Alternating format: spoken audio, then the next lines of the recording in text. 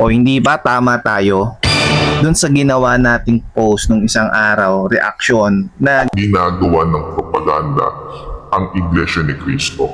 pagkatapos kasi ng post na yon, alam nyo ba, halos 20 na unang nag-comment doon ay mga anti-Iglesia ni Cristo. At kung makikita ninyo doon sa kanilang mga profile, mga nakalock profile silang lahat. Di ba?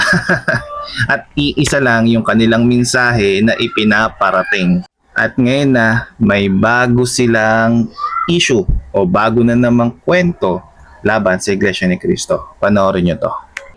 Nagkaroon po ng advisory galing sa mga ex-INC na grupo na meron daw pong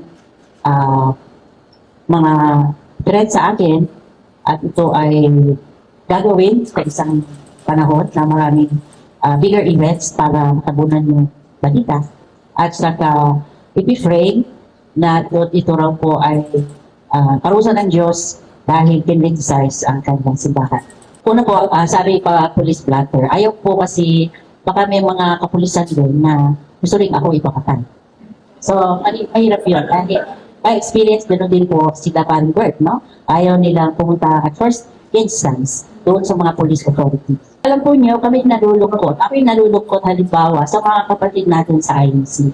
Sapagkat sinasabi rin na yung mga threats, no, na pumatay ay konti lang po ang nakakaalam doon sa simbahan. Ang karamihan po ng mga kapatid natin sa INC, hindi nila alam ito. At marami rin po sa kanila ang nababahala dito sa black motive at marami rin po sa kanila ang nababahala dito sa black motive. Kilala nyo ba yan? O siya lang naman si Manang, yung nag-trending noon na sinabihan niya na ang Iglesia ni Cristo ay kulto.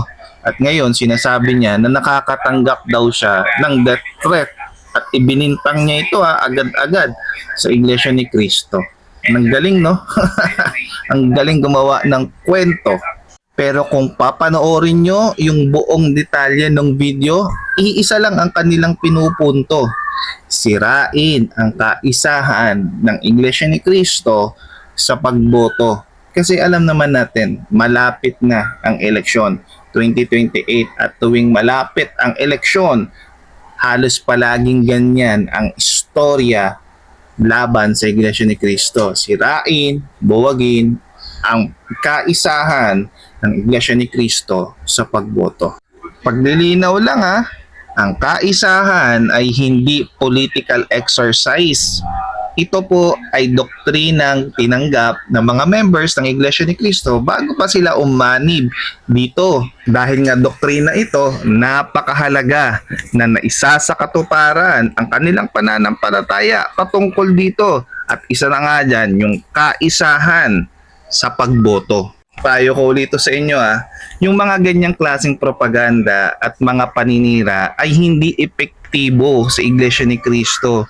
Kasi kung alam nyo lang na mas lalo nyo lang pinapatatag yung pananampalataya ng bawat kaanib sa Iglesia ni Cristo sa ginagawa ninyo. At higit sa lahat, alam nyo ba, dahil sa pinaggagawa ninyo at dahil sa mga pinagsasabi ninyo, Mas lalo nyo lang pinapatunayan na tama lang ang desisyon ng lahat ng kaanib sa Iglesia ni Cristo na sumunod sa pamamahalang inilagay sa Iglesia ni Cristo.